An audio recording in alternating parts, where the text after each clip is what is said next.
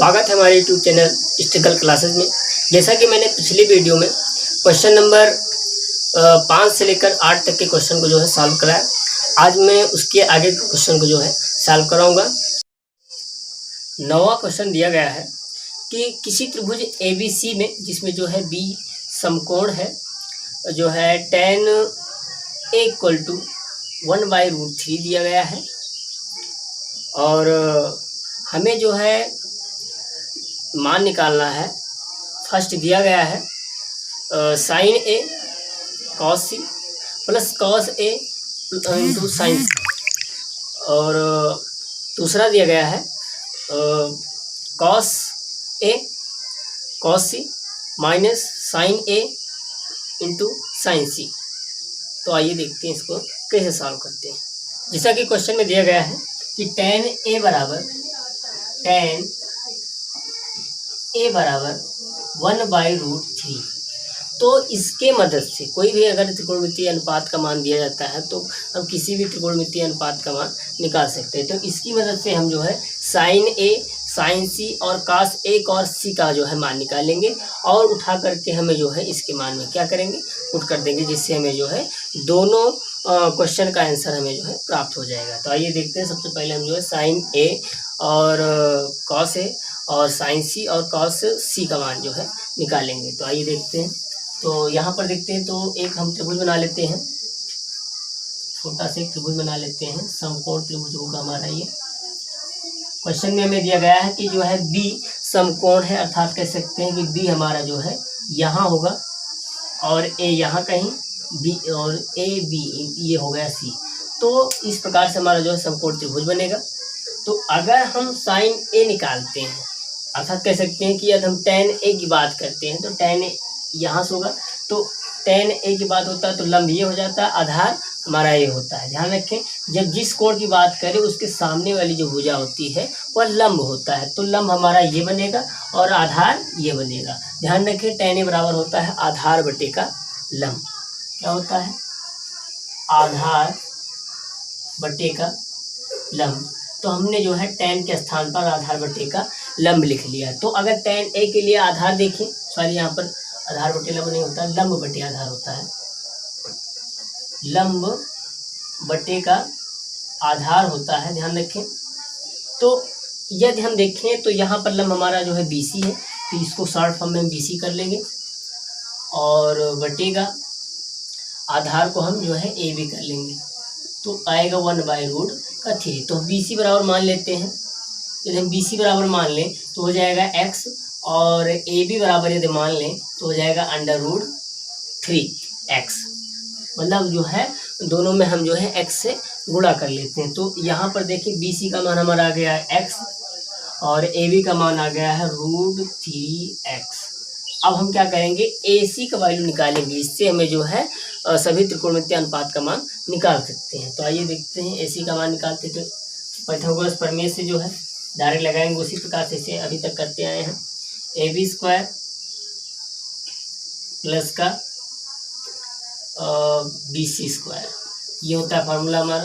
तो AC equal to हो जाएगा AB का मान रखेंगे, AB का मान रखेंगे तो आएगा √3x का होल स्क्वायर प्लस का x², ये हो जाएगा हमारा। ध्यान रखें। उसके बाद देखिए इसका वर्गमूल करेंगे तो 3x² आएगा, इसका वर्गमूल है ये है तो x² हो गया। दोनों को जोड़ देंगे तो हो जाएगा हमारा 4x² किसके बराबर आ रहा है, AC के बराबर आ रहा है। तो AC इक्वल टू हमें प्राप्त होगा 2x, अर्थात कह सकते हैं कि हमारा जो कर्ण है उसका मान 2x है। अब हम क्या करेंगे, sin A sin C cos A और cos C का जो है मान हम निकालेंगे। तो निकालते हैं, आइए देखते हैं। हम निकालेंगे सबसे पहले sin A का मान। sin A का मान निकालते हैं तो भैया sin A के लिए लंब का काम यही करेगा और आधारीय कर्ण तो हमेशा वही रहता है। तो sin A बराबर फार्मूला होता है लंब बटे का कर्ण। क्या होता है? लंब बटे का कर्ण होता है। तो लंब हमारे यहाँ पर क्या है, BC, और कर्ण क्या है, AC। क्या है यहाँ पर, BC और बटे का AC। ध्यान रखें। तो रखेंगे मान तो आ जाएगा हमारा इसका सीधे सीधे एक्स बटे का 2x, एक्स बटे का 2x काट देंगे तो आएगा 1/2। कह सकते हो कि साइन ए बराबर 1/2 आंसर आया हुआ। तो यहाँ पर देखिए अब हम निकालेंगे कॉस ए का मान। कॉस ए का मान तो ए है तो लंब तो हमारा यही रहेगा, कहने का मतलब ये है। तो BC ये हमारा हो जाएगा आधार बटे का कर्ण। क्या होगा? आधार बटे का कर्ण। तो आधार यहाँ पर क्या है हमारा AB और कर्ण क्या है AC। तो ये हो जाएगा √3 x बटे का 2 x, कैंसिल कर देंगे तो आएगा √3/2 आएगा। तो यहाँ पर हमने साइन ए कॉस ए का मान निकाल लिया।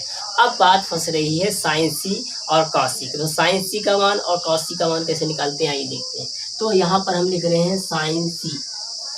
तो साइन सी भी फार्मूला वही होता है लंब बटे कर्ण, लेकिन ध्यान रहे यहाँ पर हमारा जो है लंब जो है चेंज हो जाएगा। लंब हमारा यहाँ पर ए बी होगा, क्योंकि ध्यान से सुने, क्योंकि यदि हम साइन सी की बात करते हैं तो कोण यहाँ पर आता है सी वाला कोण। तो सी के सामने वाला जो भुजा होगी ए बी, सी के सामने वाली जो भुजा होगी ए बी, वो हमारा क्या होगा,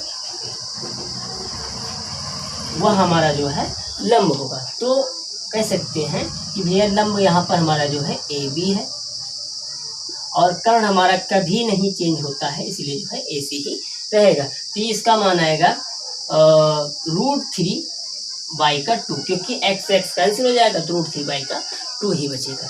तो ये हमारा साइन सी का मान होगा। इसी प्रकार से कॉस सी भी फॉलो करेगा। भैया कॉस सी का फार्मूला होता है आधार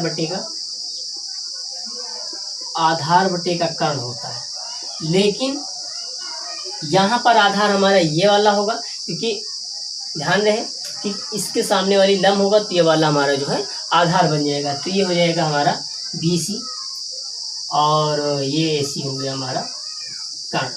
तो रख देंगे मान। तो BC का मान रखेंगे x और AC का मान रखेंगे 2x। तो x कैंसिल आएगा 1/2, मतलब कह सकते हैं कि cos C का मान भी जो है 1/2 हमें प्राप्त हुआ। तो हमने जो है भी sign A cos A cos sine सी और कॉस सी का मान निकाल लिया। तो हमने इसको जो है साइड में लिख लिया इस प्रकार से। तो आइए इसकी मदद से हम जो है ये 9वें का जो है पहला सवाल जो है हल करते हैं। देखते हैं, दिया गया है आपको साइन ए कॉस सी प्लस का कॉस ए इंटू का साइन सी। तो अब क्या करना है, इसका मान इसी में क्या कर देना है, केवल पुट कर देना है बस। साइन ए का मान कितना है 1/2 है। कॉस सी का मान कितना है देखें यहाँ पर, तो 1/2 ही है, 1/2 ही रहेगा। प्लस का कॉस ए का मान कितना है √3/2, तो √3/2 रख देंगे, √3/2 रख देंगे। और इंटू का साइन सी का मान दिया गया √3/2 का, तो ये √3/2 यहाँ पर भी हो जाएगा। अब क्या करेंगे, दोनों गुणा करेंगे तो हो जाएगा 1/4, 1 का ये 4 हो जाएगा। इनका गुणा इनसे होगा तो हो जाएगा 3, और इनका गुणा इनसे करेंगे तो 4 हो जाएगा। हर बराबर भी है तो ये जुड़ जाएगा, 1 + 3 आएगा, ये हो जाएगा 3 × 4/4, मतलब आंसर आएगा इसका 1 आएगा। अब हम जो है उसका दूसरा सवाल हल करते हैं। दूसरा क्या दिया गया है, देखो दिया गया है cos A cos C minus का साइन ए साइन सी, यह हमें दिया गया है। तो इसको सॉल्व करते हैं। तो इसी के मदद से जो है इसका मान उठा करके इसी में क्या कर देना है, पुट कर देना है केवल। तो कॉस ए का मान दिया गया √3/2 और कॉस सी का मान दिया गया है 1/2। इसी प्रकार से साइन ए का मान दिया गया है 1/2 इंटू का, और दिया गया है साइन सी का मान √3/2। गुणा करेंगे तो आएगा √3/4 माइनस √3/4। तो ये तो घट जाएगा, √3/4 में से √3/4 घटेगा तो आंसर आएगा हमारा 0। तो इसका आंसर आया है 1 और दूसरे वाला का आंसर आया है 0। तो हमारा 10वां क्वेश्चन दिया गया है कि त्रिभुज पी क्यू आर में जो है क्यू समकोण दिया गया है और हमें दिया गया है कि P R plus Q R equal to 25 centimetre और पी क्यू बराबर जो है 5 सेंटीमीटर है। तो साइन पी, कॉस पी और टेन पी का जो है मान ज्ञात कीजिए। तो इस प्रकार से हमें जो है क्वेश्चन दिया गया है। तो हमें जो है साइन पी, कॉस पी और टेन पी का मान जो है निकालना है। तो आइए देखते हैं किस प्रकार से हमें जो है तीनों का मान हम निकालते हैं। तो सबसे पहले हमें क्या पता होना चाहिए कि जैसे ये हमारा त्रिभुज है, हमें बताया गया कि जो है क्यू जो है समकोण है। तो क्यू यहाँ लिखेंगे, सबसे पहले क्यू हमारा यहाँ हो जाएगा पी क्यू आर। इस प्रकार से हमारा जो है ट्रायंगल बनेगा। तो इसमें हमें दिया गया साइन, सब कोण पी से ही पूछा गया है। तो एक बात तो क्लियर है कि ये हमारा लंब हो गया और ये वाला हो गया हमारा आधार। दिया क्या गया है, P R plus Q are. P R मतलब कर्ण वाली भुजा और क्यू आर दोनों को जब जोड़ते हैं तो 25 सेंटीमीटर और पी क्यू को मान अलग से दे रखा है 5 सेंटीमीटर। तो अगर हम किसी भी त्रिकोणमितीय अनुपात हमें निकालना है तो हमें इस समकोण त्रिभुज के तीनों भुजाओं का माप जो है क्लियर जो है पता होना चाहिए। तो यहाँ पर हमें क्लियर नहीं पता है, केवल एक का पता है, दोनों में जो है कन्फ्यूज़न है। तो आइए देखते हैं, तो इन दोनों का मान हम निकालते हैं। तो सबसे पहले हमें दिया गया है P R plus Q R equal to 25 centimetre. तो सबसे पहले हम क्या करेंगे, P R plus Q R equal to 25 centimetre, इसको हम क्या करेंगे, समीकरण फर्स्ट मान लेंगे और पाइथागोरस प्रमेय लगाएंगे दूसरी बार में। पाइथागोरस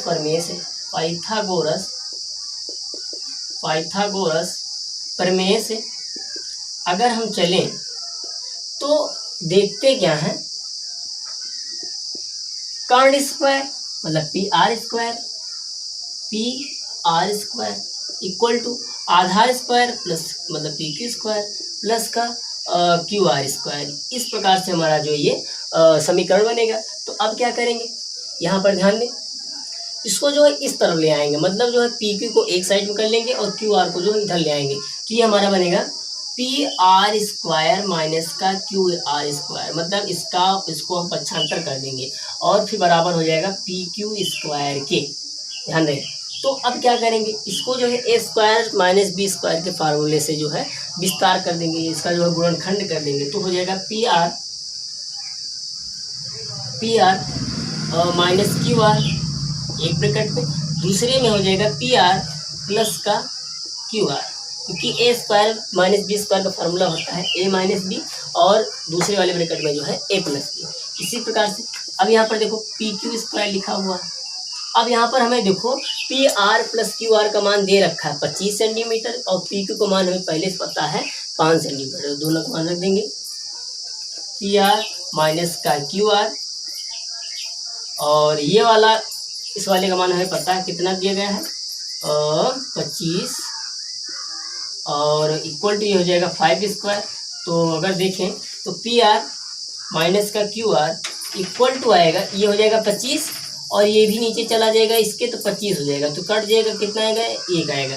मतलब कह सकते हैं कि P R plus Q R equal to हमारा आएगा 1। तो ये समीकरण हमारा हो गया सेकेंड। अब क्या करते हैं, ये वाला समीकरण और ये वाले समीकरण को दोनों को ऐड कर लेते हैं, जिससे हमें पी आर क्यू आर का मान जो है क्लियर पता चल सके। तो अब क्या करेंगे, समीकरण फर्स्ट व सेकेंड को जोड़ने पर, समीकरण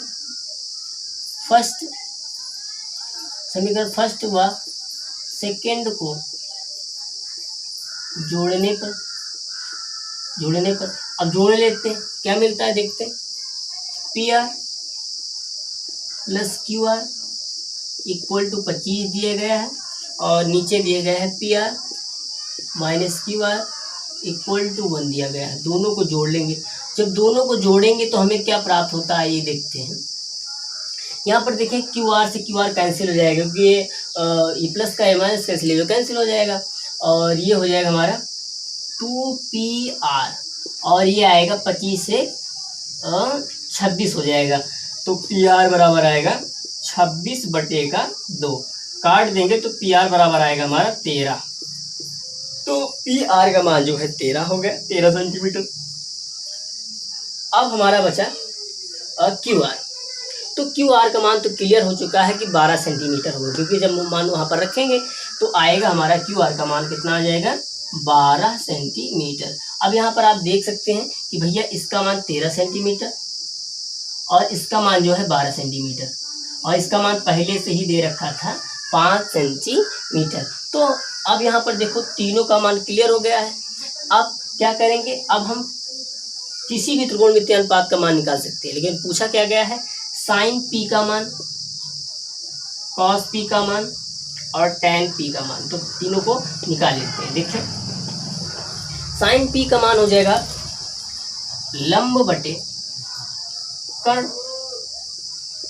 तो यहाँ पर लंब हमारा कितना आया था 12, कितना आया था 12 बटे का कर्ण कितना आया है, कर्ण आया है 13। तो ये हमारा हो गया साइन पी का मान। अब क्या करेंगे कॉस पी का मान निकालते हैं।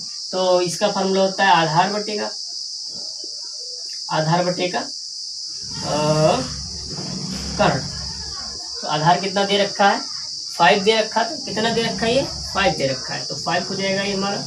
और कर्ण हमें दिया गया 13 सेंटीमीटर, तो हो गया 5 बटे का 13। अब हमें जो टैन पी का भी मान निकालना है, तो टैन पी बराबर होता है लंब बटे का आधार, लंब बटे का आधार।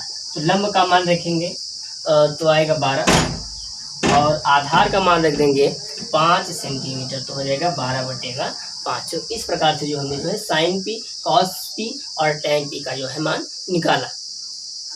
प्रश्न नंबर 11 दिया गया है कि बताइए कि निम्नलिखित कथन सत्य है या असत्य।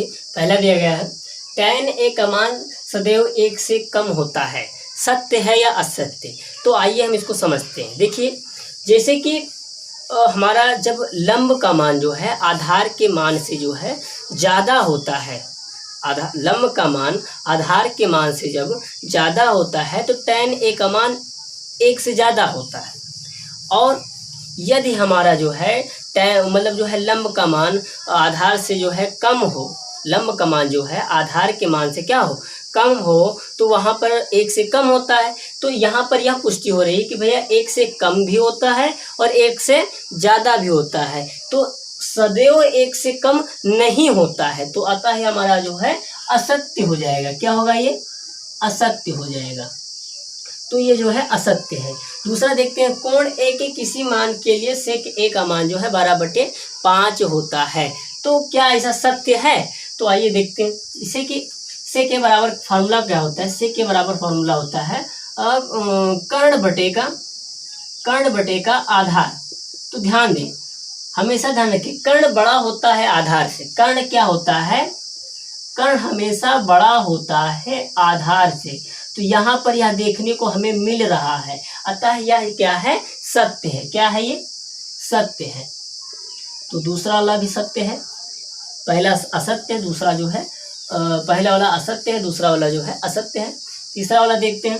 तीसरा देगा कोस ए कोण ए के कोसेकेंट के लिए प्रयुक्त एक संक्षिप्त रूप है। तो हाँ भैया ये है, सत्य है, ये सत्य है।